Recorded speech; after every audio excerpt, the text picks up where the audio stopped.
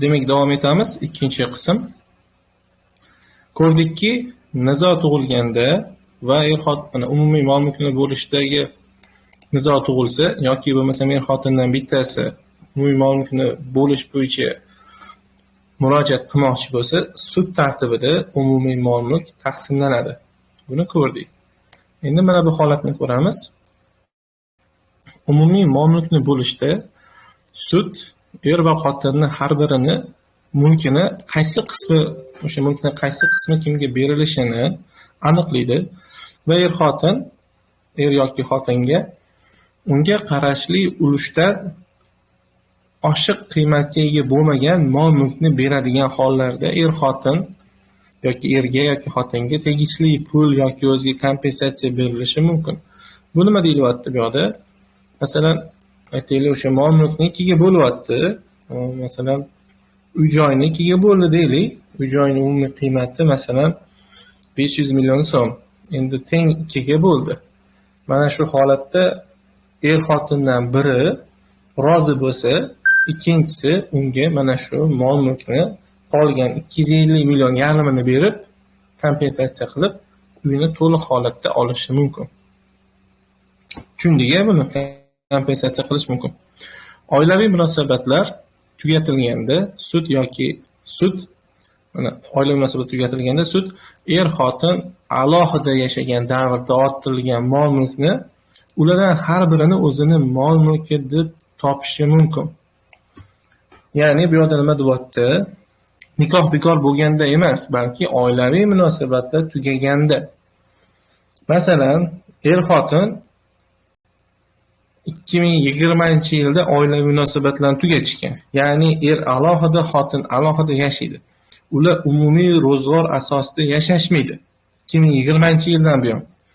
Endi 2020-yildan 2025-yilgacha bo'lgan davrda bular o'zlari alohida mol-mulklarni orttirishgan.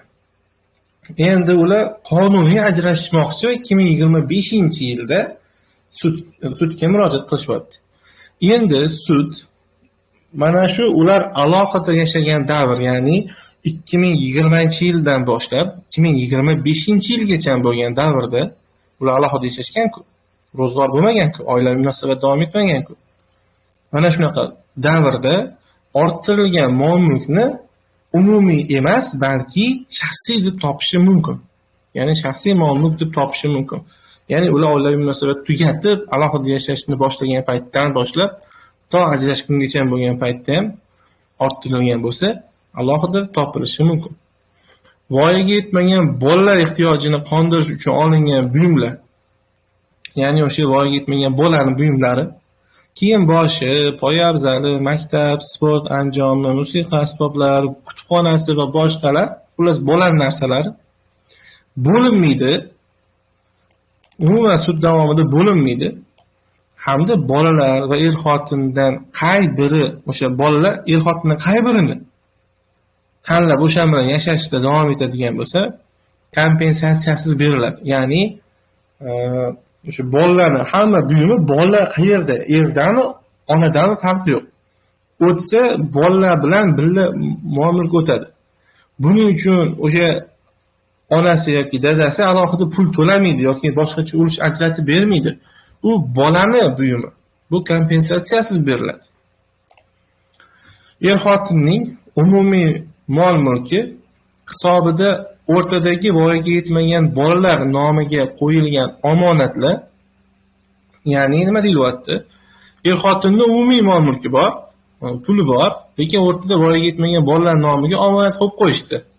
Katta bo'lganda 18 yoshga to'lgandan keyin masalan chet elga o'qishga ketadi va hokazo deb yaxshi niyat qilib qo'yishdi. Yoki bo'lsam o'sha chet eldagi katta futbol klublariga nechidir yoshga to'lgandan keyin beramiz, shu bolani nomiga jamg'arma ochib omonat qo'yaylik deb qilishdi. Ana endi ajrashyapti yoki boshqacha holat. O'sha bolaga tegishli hisoblanadi mana shu qo'yilgan omonatlar. Bu bo'ldi, bolaning nomiga qo'yildimi? Demak, bolaning mulki. Er-xotin o'sha mol-mulkni bo'lish paytida bularni ham bo'lishni talab qila olmaydi. Bolada qoladi u.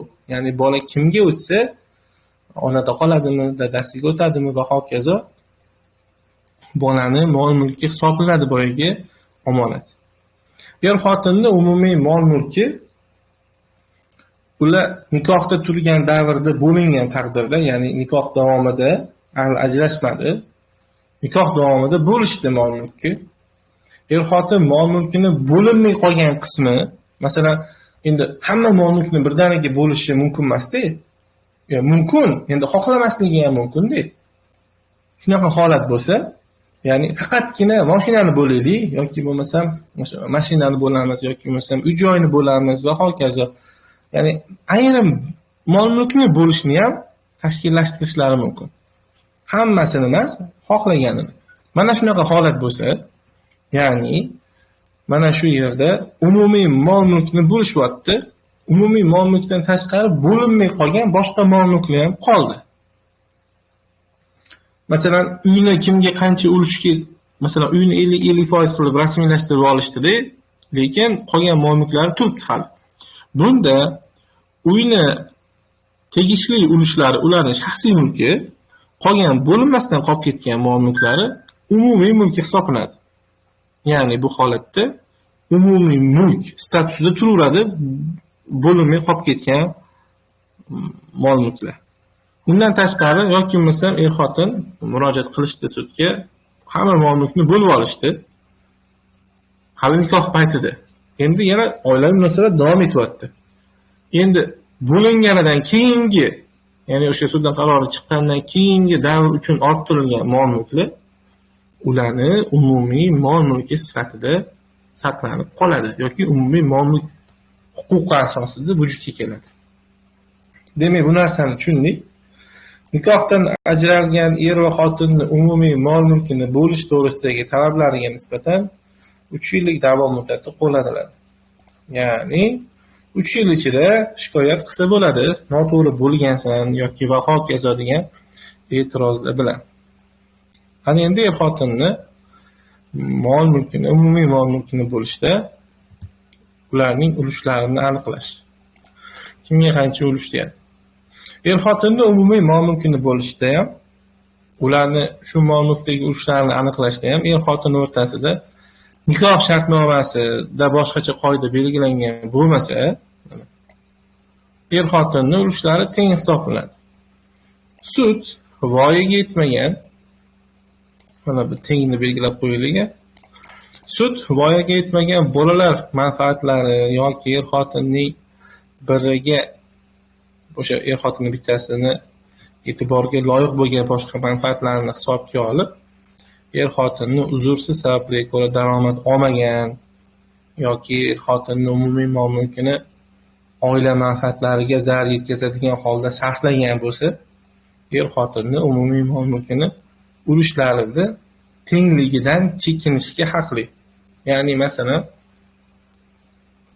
buni holatda masalan umumiy mol-mulk bor, lekin shikast yetkazib, o'zini mol-mulkining munosabatda bo'lmasdan foydalanyapti.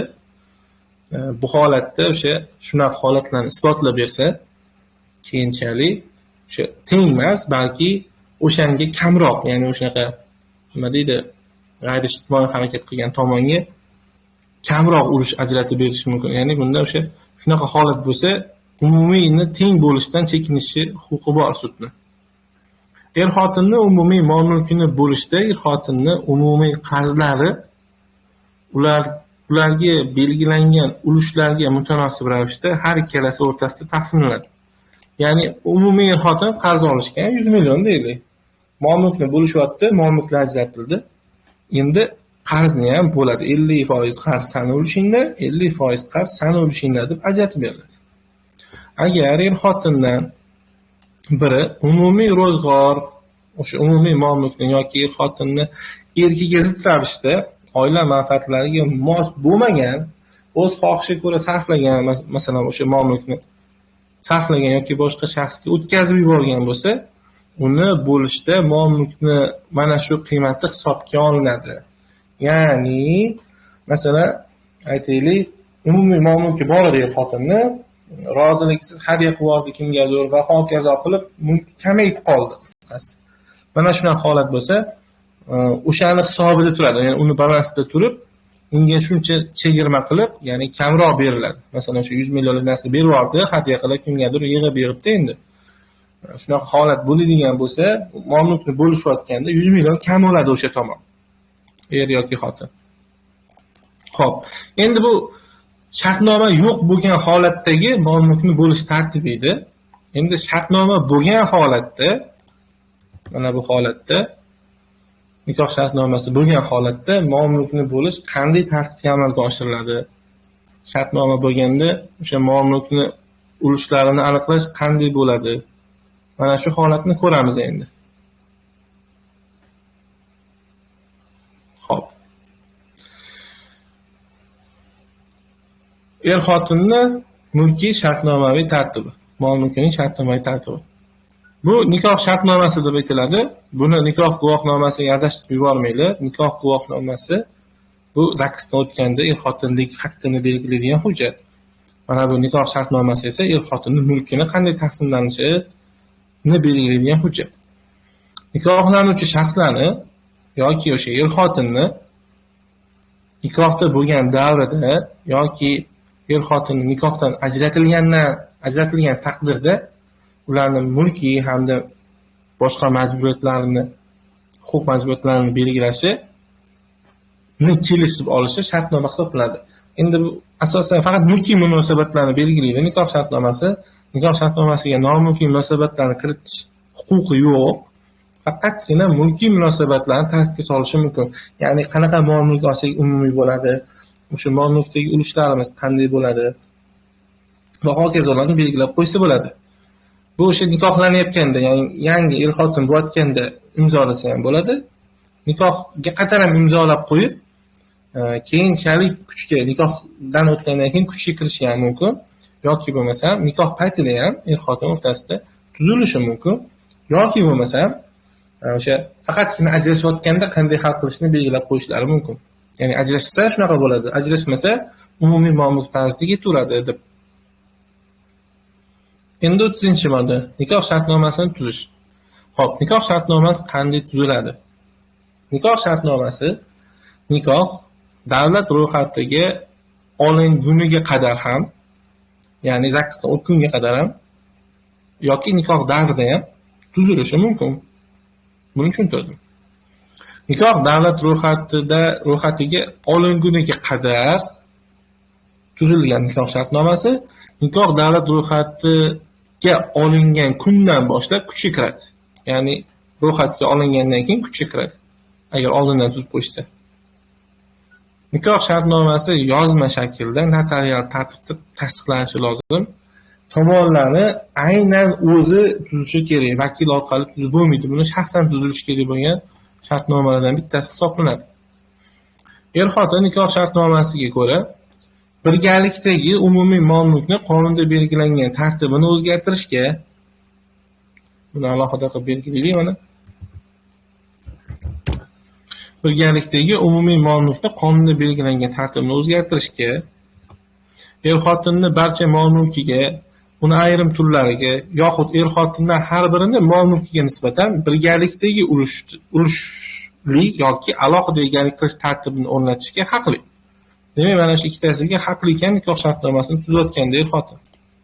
Nikoh shartnomasi er-xotinni mavjud mol-mulkiga nisbatan, ya'ni hozir qanday mulki bor?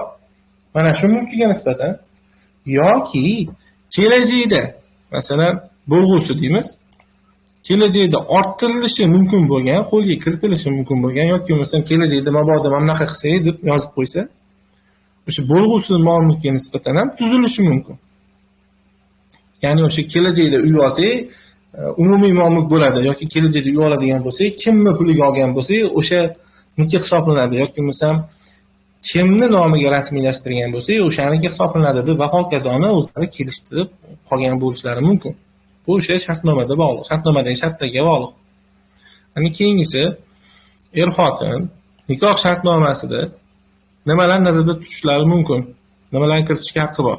Nikoh shartnomasida birinchi o'rinda o'zaro moddiy ta'minot berish, oila xarajatlarini ko'tarish, bir-birlarini daromadlarida ishtirok etish, boshqa shaxslar bilan mulkiy shartnomalar tuzish, birgalikda faoliyat bilan shug'ullanish bo'yicha o'z huquq va majburiyatlarini belgilab olishi, shuningdek nikohdan ajralganda er-xotindan har biriga beriladigan mulkni aniqlab olishlari, shuningdek nikoh shartnomasiga va er-xotinning umumiy mol-mulki, mulkiy munosabatlariga oid boshqa qoidalarni ham kiritishi mumkin.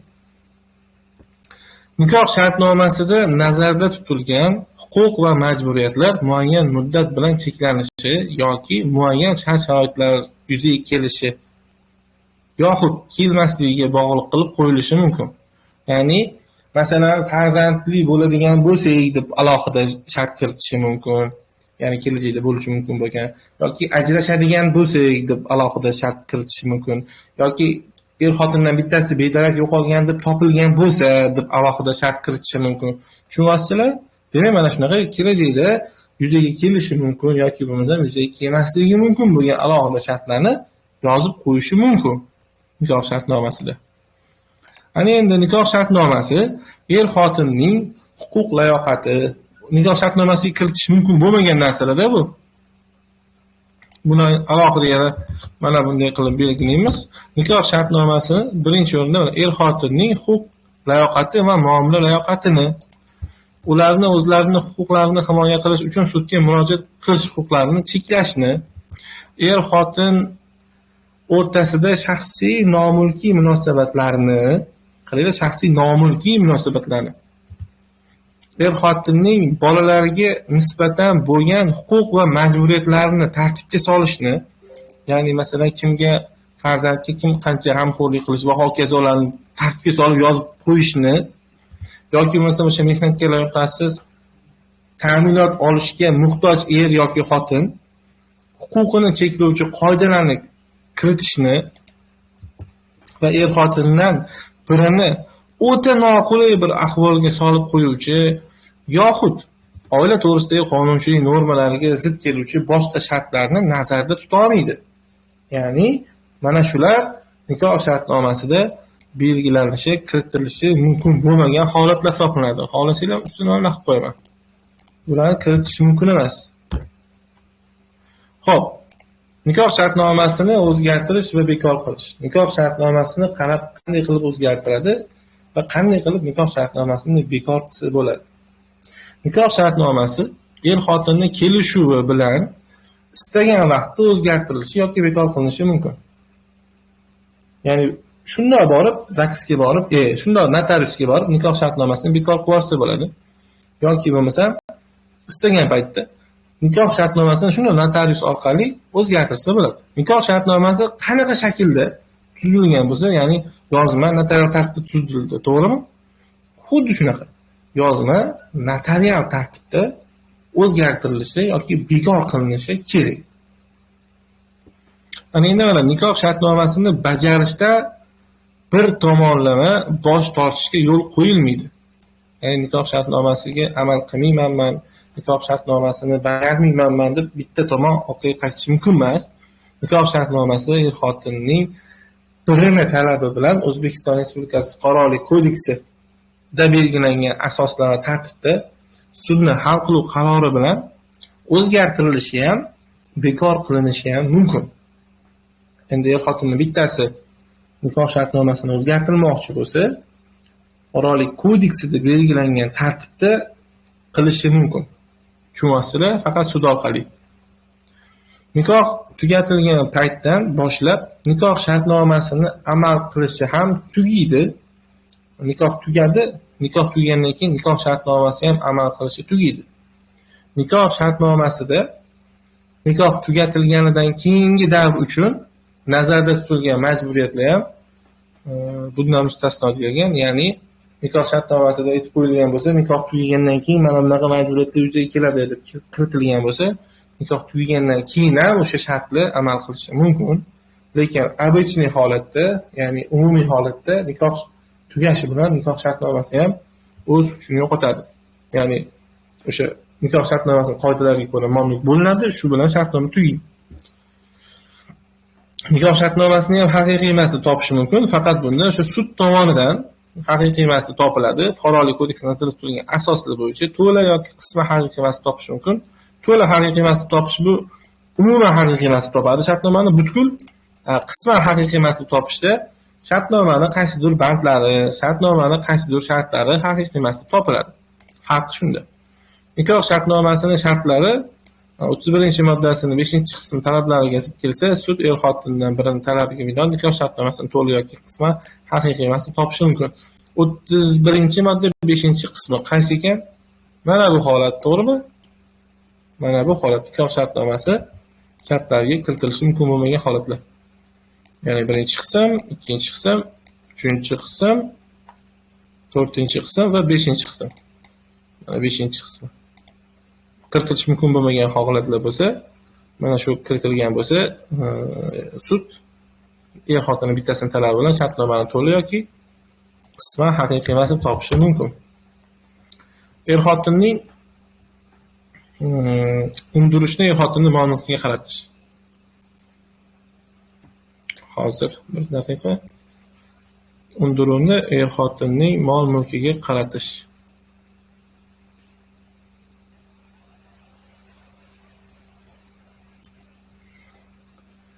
Xotinning majburiyatlari bo'yicha haq undirish faqat uni mol-mulkiga qaratilishi mumkin. Ya'ni xotinning mulkini undiruvga qaratish mumkin xolos. Ya'ni masalan birgalikdagi mulki bo'lsa, unga undiruvga qaratib bo'lmaydi. Faqatgina ularni o'zini shaxsiy mulki bo'lsa yoki bo'lmasam o'sha mulkdagi umumiy mulkdagi ulushi aniqlangan bo'lsa, mana shu mulkdagi ulushiga, ya'ni shaxsan o'ziga tegishli bo'lgan mol-mulkiga qaratish mumkin. Ushbu mol-mulk yetarli bo'lmagan taqdirda haq undirishni xotinning mol-mulkiga qaratish uchun kreditor xotinning ulushlarini o'sha mol-mulkdan ajratib undirib berishni talab qilish haqqi bor. Yuqorida tushuntirdim, kreditor o'sha qarzdor xotinni mol-mulkini ajratib bersangiz, o'shandan undiraman deb aytadi.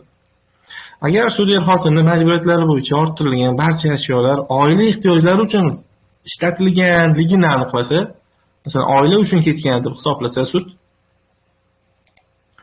xotinning umumiy majburiyatlari bo'yicha, shuningdek xotinning majburiyatlari bo'yicha haq undirish, xotinning umumiy mol-mulkiga qaratilgan bu mol-mulk yetarli bo'lmagan taqdirda xotin ko'rsatib o'tilgan majburiyatlar yuzasidan ularning har biriga qarashli mol-mulkqa sherik javobgar bo'lishadi. Ya'ni, xullas mana shu umumiy oila ehtiyojlari uchun foydalanildimi? Endi umumiy tarzda javobgar bo'lishadi bular. Umumiy mol-mulklari bilan javob berishadi deb aytibdi.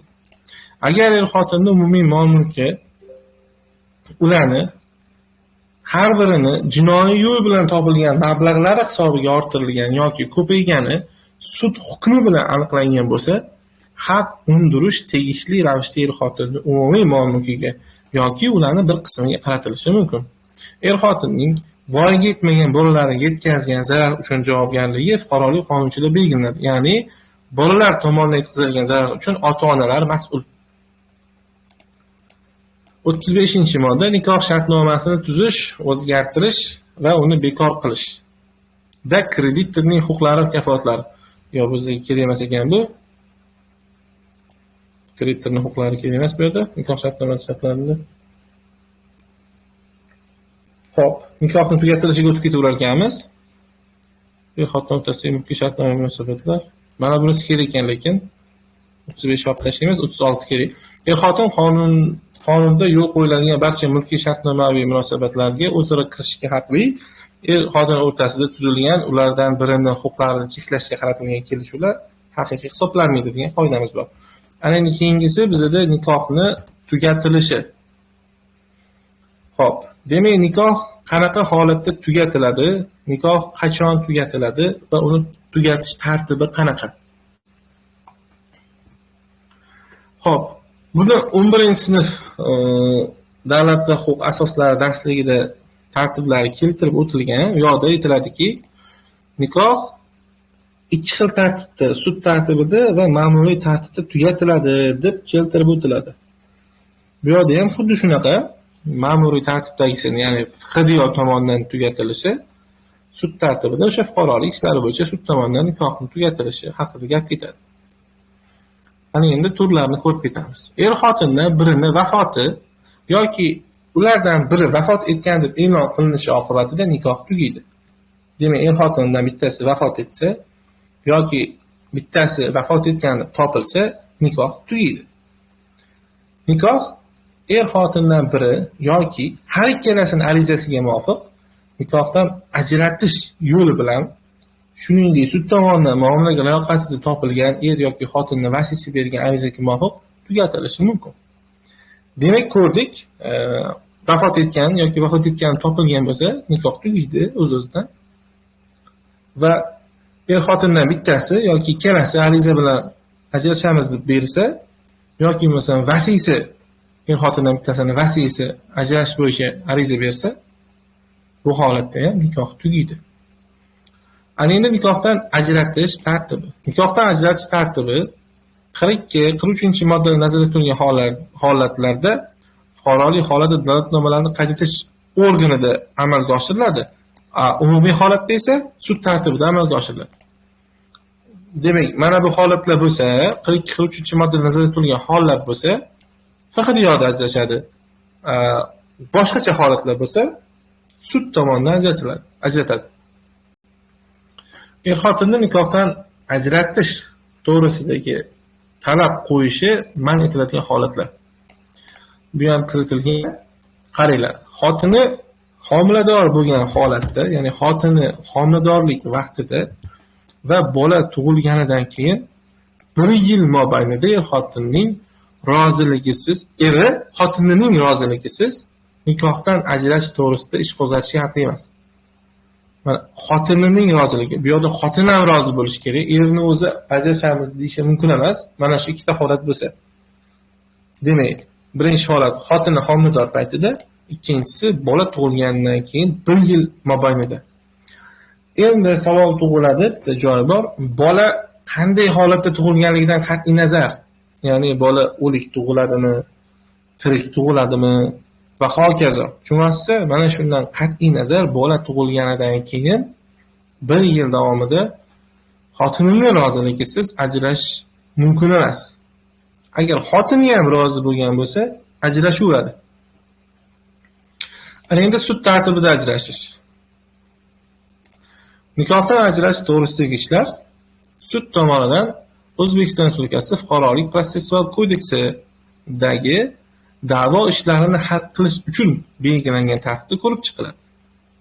Sud ishning ko'rilishini keyinga qoldirib, er-xotin yarashishi uchun 6 oygacha muhlat tayinlashga haqli. Bu yerda yarashuv komissiyasi bor. 6 oygacha muhlat berishi mumkin. Xolasa 5 oy, xolasa 4 oy, xolasa 6 oy. Sud er-xotinga yarashish uchun muhlat tayinlab, ishni ko'rilishi keyinga qoldirilgan taqdirda er-xotinni birga yashash joyidagi fuqarolar yig'inini yarashtirish komissiyasi bor. Mana o'sha yarashtirish komissiyasini agar ular alohida yashayotgan bo'lsa, birga yashamayotgan bo'lsa, ularni har bittasini yashash joyidagi, mana har birining yashash joyidagi fuqarolar yig'inini yarashtirish komissiyasi bor. Mana o'shalarga er-xotinni yarashtirish bo'yicha tegishli choralar ko'rish uchun 3 kundan kechiktirmasdan yozma ravishda xabardor qilishi kerak. Ya'ni 6 oygacha muhlat berildi. Agar ular birga yashayotgan bo'lsa, o'sha birga yashayotgan joydagi fuqarolar yig'inini yarashtirish komissiyasiga, agar alohida yashayotgan bo'lsa, har bittasini yashash joyidagi fuqarolar yig'inini yarashtirish komissiyasiga 3 kunlik muddatda yozma, 3 kundan kechiktirmasdan yozma ravishda xabardor qilish kerak. Shu narsa er-xotinni yarashtirish kerak.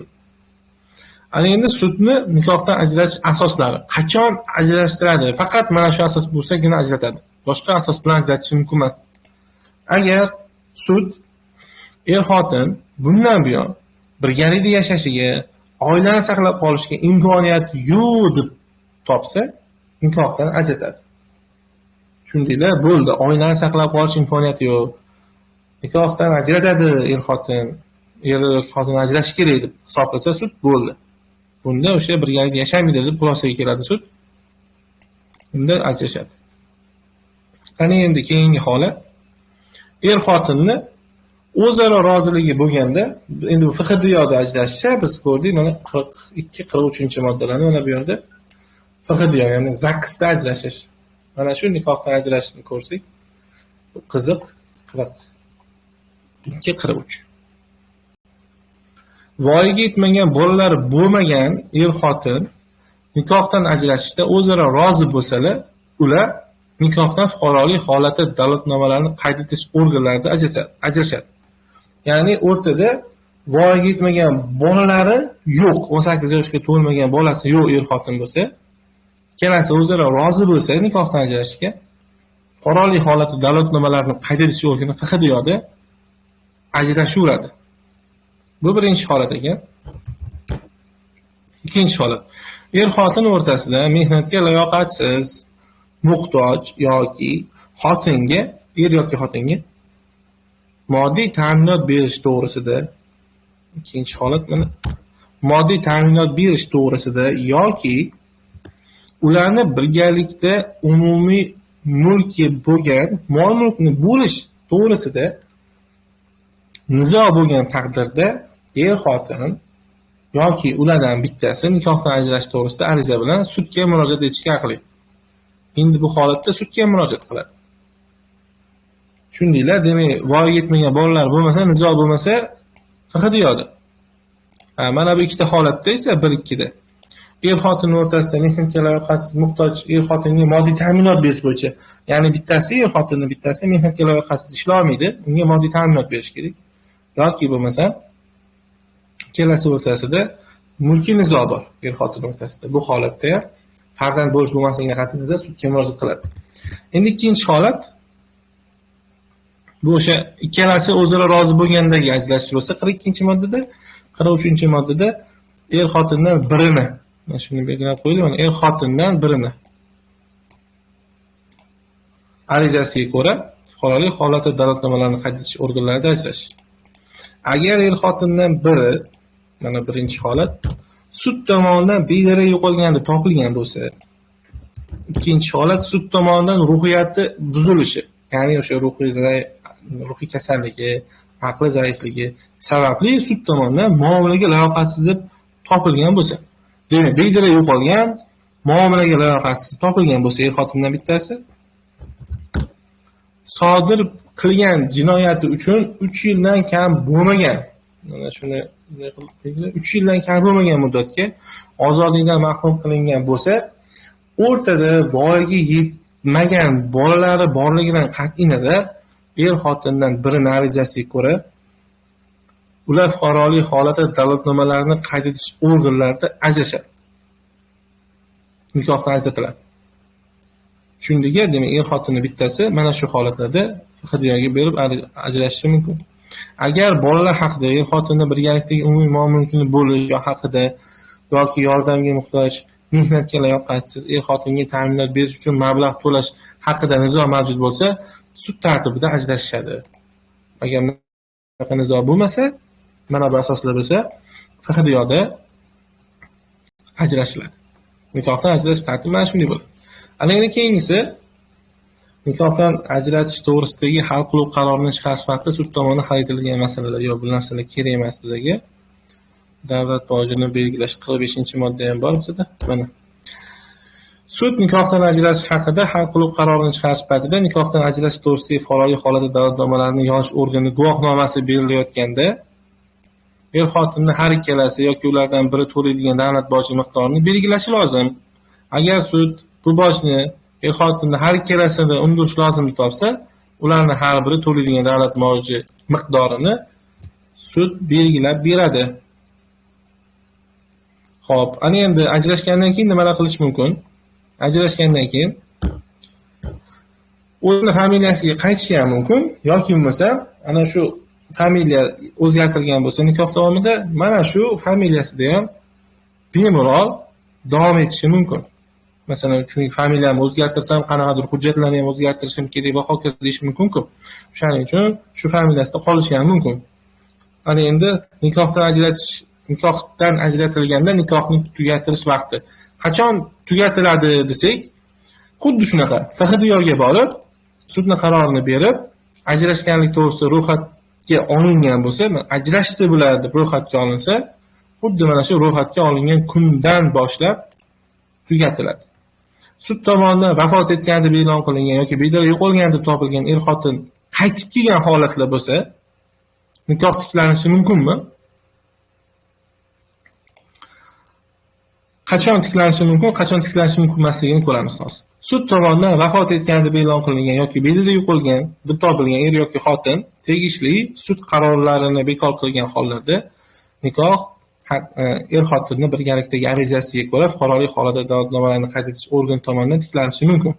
Ya'ni bu holatda ikkalasi ariza berish kerak.